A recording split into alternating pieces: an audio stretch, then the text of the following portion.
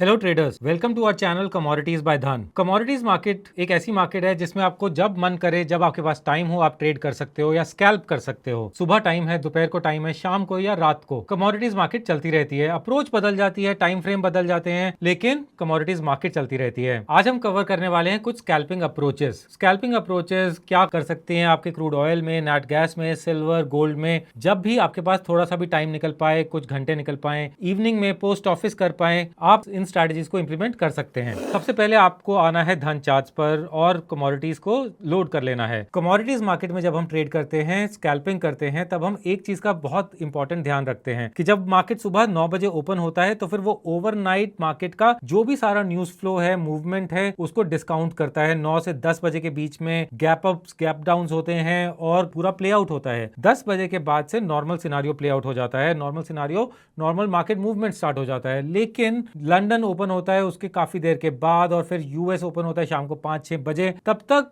Market जो है काफी साइडवेज चलता है। तो जब हम कमोडिटीज मार्केट सुबह ट्रेड करते हैं, दोपहर को ट्रेड करते हैं, तब हम उसका टाइम फ्रेम जो है थोड़ा सा बड़ा रखते हैं, approximately 15 minute, that is for scalping. या फिर अगर हम पोजिशनल कर रहे हैं तो हम 1 आवर तो डेफिनेटली रख सकते हैं। लेकिन स्कैल्पिंग करने के लिए हम 15 मिनट का टाइम फ्रेम आफ्टरनून और अर्ली इवनिंग तक रखते हैं। लेट इवनिंग 5-6 बजे के बाद, उसके बाद लेट नाइट तक 11-11:30 तक हम 5 मिनट के टाइम फ्रेम पर भी स्कैल्पिंग कर सकते हैं। तो ये मैं जो स्ट्रैटेजीज आपको दिखाने वाला हूं, ये हम 15 मिनट और 5 मिनट दोनों पर देखेंगे। लेकिन आप इसको टाइम फ्रेम का ध्यान में रखना कि दिन के टाइम पर आपको 15 मिनट का टाइम फ्रेम रखना है और इवनिंग्स में, लेट इवनिंग्स टिल नाइट, आपको 5 मिनट का टाइम फ्रेम पर ही ट्रेड करना है, क्योंकि तब मूवमेंट्स बहुत ज्यादा फास्ट हो जाती हैं। तो आपको स्कैल्पिंग में 15 मिनट में आपके स्टॉप लॉसेस बहुत दूर हो जाएंगे। तो ऐसे केस में ज्यादा रिस्क लेने का कोई पॉइंट नहीं है। कम रिस्क के हिसाब से बड़े मूव्स कैप्चर हो सकते हैं on a 5 minute time frame in the late evenings. लेकिन दिन में जब मार्केट काफी स्लो होता है, लेथार्जिक होता है, ऐसे टाइम पर हमें 15 मिनट का टाइम फ्रेम चाहिए होता है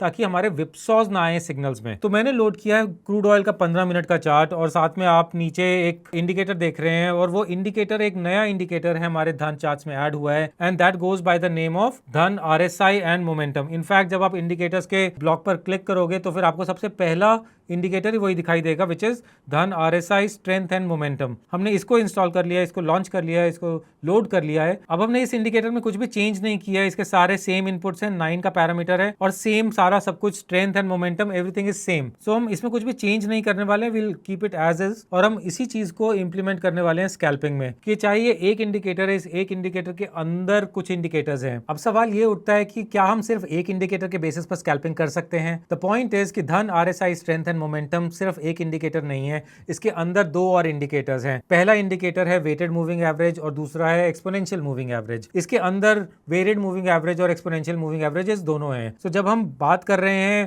ट्रेडिंग की तो हमें दोनों सिग्नल्स मिल रहे हैं। सो RSI है, साथ में वेटेड मूविंग एवरेज का हमें सिग्नल मिल रहा है, which is in this line, जो आपको बड़ी वाली लाइन दिख रही है, और एक बहुत नैरो सी ग्रीन लाइन है जो कि एक्सपोनेंशियल मूविंग एवरेज है। हम एक्सपोनेंशियल मूविंग एवरेज को यूज नहीं करेंगे, हम यूज करने वाले हैं इस समय वेटेड मूविंग एवरेज को। तो ये जो बड़ी वाली लाइन जो आपको दिख रही है, हम उसको यूज करने वाले हैं। So with that will be using and trading and doing our scalping. So scalping का एक बहुत इंपॉर्टेंट पार्ट आ जाता है कि जब हम अपने चार्ट्स पर लोड करते हैं तो हमें एक ऑटोमेटिकली अपने इमोशंस को बाहर करना होता है। We should not be fear of the greed kind of an emotional state, क्योंकि उस केस में हमारे जो डिसीजन मेकिंग है वो हैम्पर करने लग जाती है। Secondly, which is very specific to this trading system is, और rather any trading system of scalping is, आपको उस ट्रेडिंग सिस्टम के सारे न्यूएंसेस समझने होते हैं, सारे एस्पेक्ट समझने होते हैं कि कब कौन सा इंडिकेटर कैसे मूव कर सकता है। So accordingly you can do your position sizing कि कब आपको 1x ट्रेड करना है, 2x ट्रेड करना है या 5x ट्रेड करना है। तो हम वो सारे एस्पेक्ट्स को भी स्टडी करेंगे। लेकिन यहाँ पर एक और पार्ट आ जाता है कि आपका जो फोकस है, पहले आपको ये समझना होगा कि कौन कौन से पैटर्न्स फॉर्म हो रहे हैं। सो कौन कौन से टाइप के सिग्नल्स हैं। हम इंडिकेटर तो एक ही लोड करने वाले हैं, लेकिन इस एक सिंगल इंडिकेटर के अंदर अंदर हमें 2 टाइप के सिग्नल्स मिल जाएंगे। अब वो जो 2 सिग्नल्स है, पहला भी ठीक से पावरफुल है, जो दूसरा मिल जाता है वो काफी ज्यादा पावरफुल है। तो हम पहले एक नॉर्मल ट्रेडिंग एंट्री को स्टडी करेंगे और फिर उसके बाद जो उसका ज्यादा पावरफुल वर्जन है उसको भी स्टडी करेंगे, कैसे हम 1x और 2x पोजीशन साइजिंग भी कर सकते हैं ना। अकॉर्डिंगली आपको एक चीज मानकर चलनी होगी कि ट्रेड्स जो है वो, जब हम कम पावरफुल या ज्यादा पावरफुल ट्रेडिंग सिग्नल्स की बात करते हैं तो इसका मतलब ये नहीं है कि जो ज्यादा पावरफुल है वो हमेशा ज्यादा ठीक जाता है और उसमें हमेशा गारंटी होती है ठीक जाने की, ऐसा कुछ भी नहीं होता है, गारंटी किसी भी चीज की नहीं होती है, पैटर्न्स में तो खासकर नहीं होती है, तो हमें अपने रिस्क को जरूर ध्यान में रखकर चलना होगा, तो हम उस पर भी बात करेंगे। So stay tuned, stay focused. और जब भी हम ट्रेड कर रहे होते हैं, आपको ये एक स्कैल्पिंग का एक और इंपॉर्टेंट पार्ट है कि आपको अपनी डिस्ट्रैक्शंस को हमेशा से दूर रखना होगा, मोबाइल को दूर रखें और सारी डिस्ट्रैक्शंस, पॉडकास्ट, गाने वाने सब कुछ अलग करके बिल्कुल स्क्रीन पर फोकस रखना है। So now let's just come and understand this particular setup of scalping कि हमने एक Dhan RSI strength and momentum load कर लिया है और RSI का एक बहुत ही मेजर फीचर है डाइवर्जेंस। अब डाइवर्जेंस क्या होता है कि यहाँ पर प्राइस जो है वो नीचे जा रहा है विच इज मेकिंग लोअर लोज, लेकिन इंडिकेटर नीचे जाना बंद करता है और साइमल्टेनियसली बनाता है हायर लोज। तो यहाँ पर प्राइस जा रहा है लोअर लोज लेकिन इंडिकेटर बना रहा है higher lows. In that case जब ऐसा हो रहा होता है कि एक डाइवर्जेंस आ रही है कि प्राइस एक लोअर लो बना रहा है और इंडिकेटर हायर लो बना रहा है, तो एक डाइवर्जेंस क्रिएट हो जाती है which is called positive divergence. और पॉजिटिव डाइवर्जेंस के केस में हम करते हैं longs, they are called long entry signals. अब इसमें पॉजिटिव डाइवर्जेंस को हमें स्टडी कैसे करना है। अब यहाँ पर आप देख रहे हैं कि क्रूड ऑयल का प्राइस गिर रहा है 15 मिनट के चार्ट में और यहाँ पर एक हमें एक डबल बॉटम टाइप का एक मिल गया है एंट्री सिग्नल, एक ऑसिलेटर ने एक डबल बॉटम बना दिया है। अब ऐसे केस में हमें एंट्री लेनी चाहिए या नहीं लेनी चाहिए? This is not the proper divergence. Proper divergence इसमें क्यों नहीं है? क्योंकि जो इसके बीच वाला जो पार्ट है, पहला पॉइंट ये है और दूसरा पॉइंट ये है, इन दो पॉइंट्स के जो बीच वाला जो पार्ट है इसमें RSI did not go to the central point of 50। इसमें सेंट्रल पॉइंट जो है वो 50 का है, उस केस में इस 50 तक नहीं गया था। हम ऐसे केस में इसको डाइवर्जेंस मानकर नहीं चलेंगे। इस केस में फिर ये सेकंड पॉइंट आया, सेकंड पॉइंट के बाद RSI almost touch the 50 zone, फिर एक नया लो बना प्राइस का, लेकिन RSI ने भी एक नया लो बनाया but it made a higher low. जब RSI made a higher low और a significant double bottom kind of a low for RSI, लेकिन प्राइस नया लो बना रहा था, सो ऐसे केस में हमारे पास आ जाता है एक proper entry signal. Entry signal का जब हम डाइवर्जेंस स्टडी कर रहे हैं तो उसका मिनिमम क्राइटेरिया क्या है कि जो दो बॉटम्स हैं ऑसिलेटर के, उसके बीच में RSI को 50 में टच करना है। अगर वो 50 टच नहीं कर रहा है तो इन that case it is not a proper diverging signal. अब ये तो आ गया हमारे पास एक लॉन्ग का एंट्री सिग्नल की ब्रॉडली जो है हमारा लॉन्ग का सेटअप तैयार है, एक डाइवर्जेंस हो चुकी है, प्राइस नीचे गिर रहा है लेकिन ऑसिलेटर ने एक हायर बॉटम बना दिया है which has made a clear positive divergence. लेकिन अब एंट्री कब करनी चाहिए? अब एंट्री है जहां पर हमारा मूविंग एवरेज काम आता है। जब ये ऑसिलेटर मूविंग एवरेज के ऊपर क्रॉस करता है, ऐसे टाइम पर हमें एक एंट्री सिग्नल मिल जाता है। अब यहां पर ऑसिलेटर ने मूविंग एवरेज के ऊपर क्रॉस किया, ऐसे केस में हमारे पास एक एंट्री सिग्नल आ गया, लेकिन प्राइस फिर भी नीचे गिर रहा था, प्राइस ने फिर भी बॉटम फॉल किया। सो ऐसे केस में हमें क्या करना होगा? जब हम एंट्री कर रहे हैं तो हमें कुछ परसेंटेज नीचे अपना एक स्टॉप लॉस रखना होगा, क्योंकि हम बिल्कुल एग्जैक्ट टॉप हंटिंग और बॉटम हंटिंग करने वाले हैं इसमें, तो हम एग्जैक्टली उसको पिछले बार के लो पर स्टॉप लॉस नहीं रख सकते। हमें कुछ एक कुशन रखना पड़ेगा, कुछ एक परसेंटेज का कुशन रखना पड़ेगा, कुछ एक पॉइंट्स का कुशन रखना पड़ेगा। तो जब हम यहाँ पर एक लॉन्ग एंट्री करेंगे इस पॉइंट पर, तो हमें ये नहीं मानकर चल सकते हैं कि हमारा स्टॉप लॉस बस इसका लो बन जाएगा, इस प्रीवियस 3 बार का लो या 5 बार का लो हमारा स्टॉप लॉस बन जाएगा। हमें कुछ परसेंटेज, आधा परसेंट, 1%, कुछ एक नीचे एक स्टॉप लॉस रखना होगा। इन दैट केस हमारे पास एक कुशन बन जाएगा, क्योंकि हमें कुछ एक कुशन रखना पड़ेगा जहां पर प्राइस उसका फिर भी बॉटम आउट कर सकता है, क्योंकि प्राइस अभी भी बॉटम आउट नहीं कर रहा है। ऑसिलेटर ने हमें एक अर्ली सिग्नल कभी कभी दे दिया होता है, तो हमें उस चीज को भी प्ले आउट करना है। अब ऐसे केस में क्या हुआ है कि प्राइस ने फिर भी एक फर्दर बॉटम बनाया। अब ऐसे केस में ऑसिलेटर ने एक थर्ड बॉटम बनाया which is a third kind of a positive divergence. ये पहला बॉटम था, ये 0.2 बॉटम था और ये था हमारा पॉइंट C। इस केस में भी oscillator almost touched 50, in fact crossed over 50 and then came back and made a higher low. So ये एक थर्ड एंट्री सिग्नल था। ऐसे केस में आप पोजीशन में थोड़ा सा एड ऑन भी कर सकते हो। so, अगर यहाँ पर हमने 1x ऐड किया है तो यहाँ पर एक और 1x ऐड किया जा सकता है। ऑब्वियसली आपको ये ध्यान में रखना होगा कि उसके बाद भी नुकसान हो सकता है, तो उतना ही क्वांटिटी ऐड करें जहां पर आपको लॉस जो है वो एक्सेप्टेबल लिमिट में हो। यहां पर हम स्कैल्पिंग कर रहे हैं। स्कैल्पिंग में जनरली जो है हमें लॉजिकली कम से कम एवरेजिंग करनी होती है, तो हम 1x प्लस 1x के बाद इसके बाद उसको 2x का 3x या 4x नहीं करेंगे। अगर वहां एक हमने 1 लॉट लिया था, एक और लॉट हम यहां पर ऐड कर सकते हैं इस एंट्री सिग्नल पर। अब इसको एग्जिट कब करना है, इसमें भी हम पहले तो हम स्टॉप लॉस का एक क्वेश्चन रख के इसमें भी चलेंगे।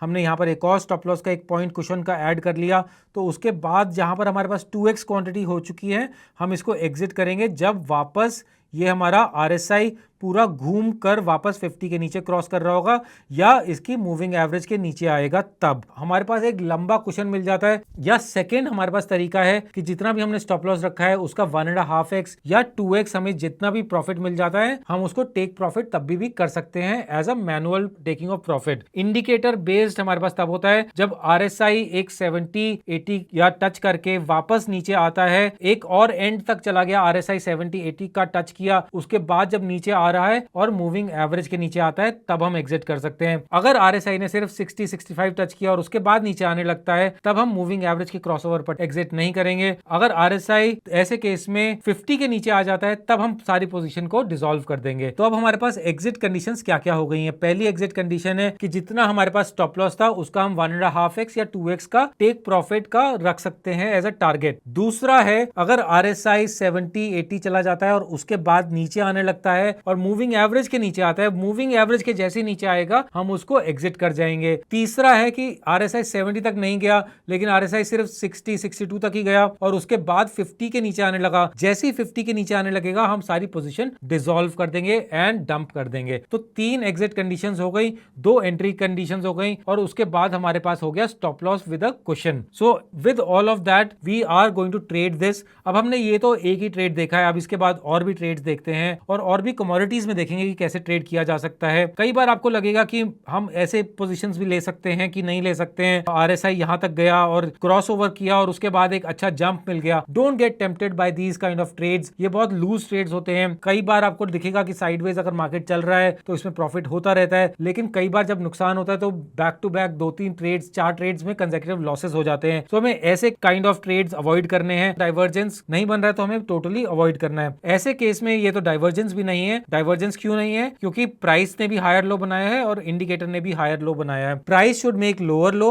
And indicator should make higher low, that is called divergence. लेकिन यहां पर हमें एक प्रॉपर डाइवर्जेंस मिली। Price has made a lower low and indicator made a higher low, so in that case this made a proper divergence, positive divergence. तो यहां पर हम एक 1x की एंट्री कर लेंगे, हमें इसमें 2x का चांस नहीं मिला। इस केस में जब ऑसिलेटर ने क्रॉस ओवर किया यहां पर हमने एक 1x की एंट्री करी और हमने एक कुशन के हिसाब से एक स्टॉप लॉस लगा दिया और उसके बाद हमें एक अच्छा मूव मिल गया। कभी कभी हमें 2x का चांस नहीं मिलता है, 2x का हमें पोजीशन रखना होता है। We must always keep some cash idle ताकि अगर कोई एडवर्स सिनेरियो आ जाए so we must always stay prepared. So हमारी डिसीजन मेकिंग में है रिस्क, पोजीशन साइजिंग, हमेशा सारी चीजें, सारे सिनेरियोज हमारे माइंड में बिल्कुल क्लियरली प्ले आउट होते रहने चाहिए। अब ये तो हमने देखा क्रूड ऑयल का सिनेरियो, अब हम देखते हैं कि सिल्वर में, गोल्ड में, ऐसे में केस में क्या क्या हुआ है ताकि हम जान सकें, इसको समझ सकें कि जब स्ट्रॉन्ग सिनेरियो चल रहा होता है, स्ट्रॉन्ग ट्रेंड चल रहा होता है तो ट्रेड्स कब कब गलत जा सकते हैं, हमें वो भी पता होना चाहिए। अब आ जाते हैं सिल्वर पर। सिल्वर पर भी स्टडी करते हैं कि कैसे कैसे पैटर्न्स फॉर्म हुए, कैसे कैसे ट्रेड्स फॉर्म हुए, कौन कौन से ट्रेड्स गलत गए। कभी कभी हमें सिर्फ back to back 4-5 consecutive trades ठीक मिल जाते हैं तो हमें लगता है कि ये सिस्टम तो बिल्कुल ही भगवान है, तो ये सिस्टम में से तो हमें नुकसान हो ही नहीं सकता है। और फिर आ जाते हैं लॉसेस, कंसेक्यूटिव लॉसेस। हर रात के बाद दिन आता है और हर दिन के बाद रात। तो कंसेक्यूटिव लॉसेस और कंसेक्यूटिव लूजर्स, कंसेक्यूटिव विनर्स, ये सब आए दिन चलते रहते हैं। कभी कभी आपको बैक टू बैक विनर्स मिल जाएंगे, कभी कभी बैक टू बैक लूजर्स मिल जाएंगे। आपको हमेशा मानकर चलना होगा कि 3 से 4 कंसेक्यूटिव लूजर्स आ सकते हैं, तो आपको हमेशा mental preparation for those losses तैयार रहना चाहिए। अब इन दैट केस सिल्वर को हम स्टडी कर रहे हैं। सिल्वर में हम देख रहे हैं यहाँ पर लोअर लो बन रहा है और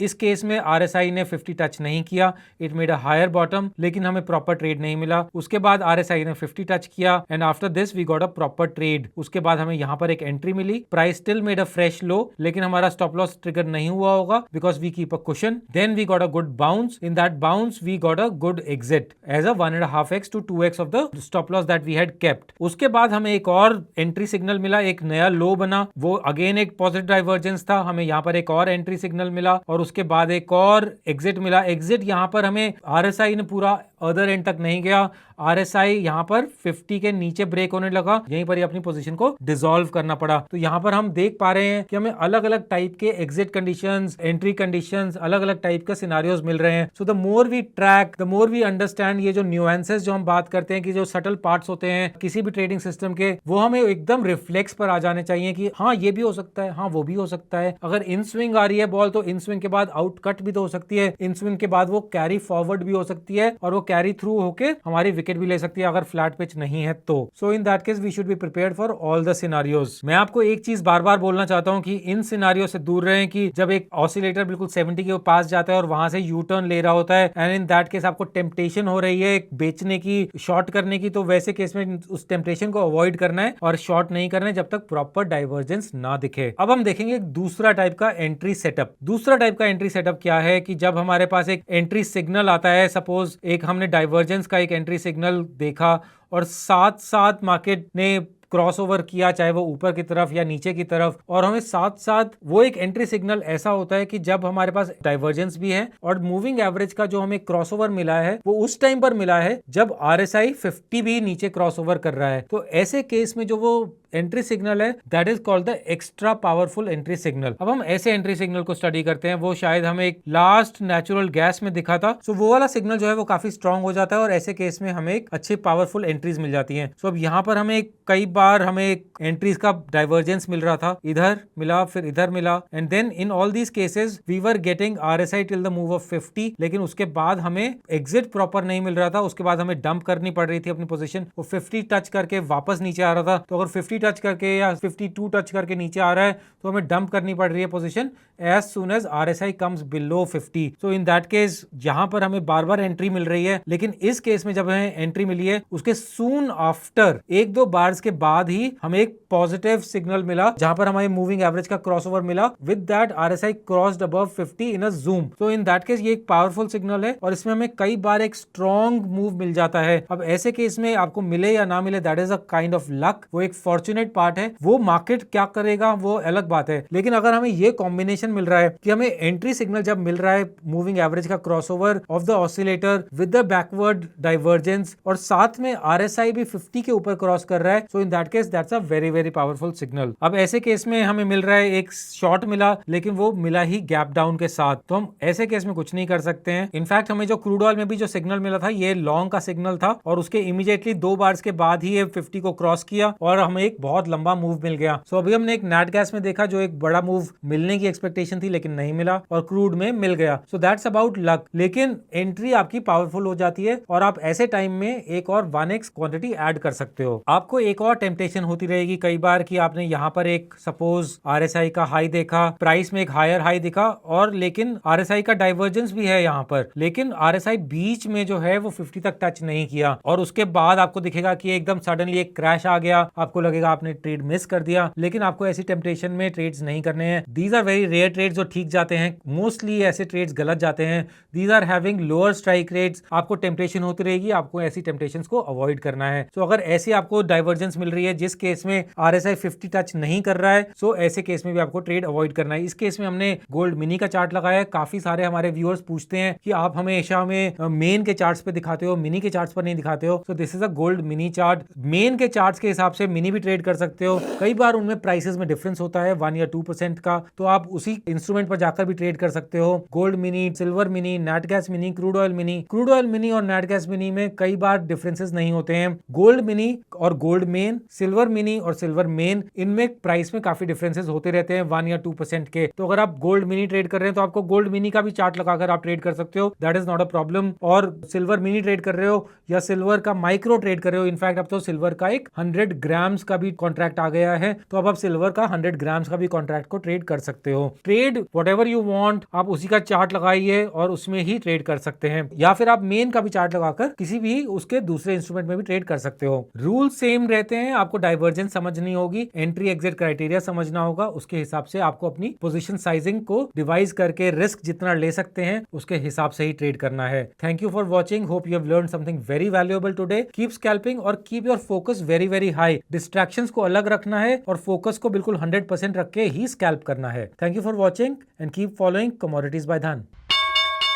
Investments in the securities market are subject to market risk. Read all the related documents carefully before investing.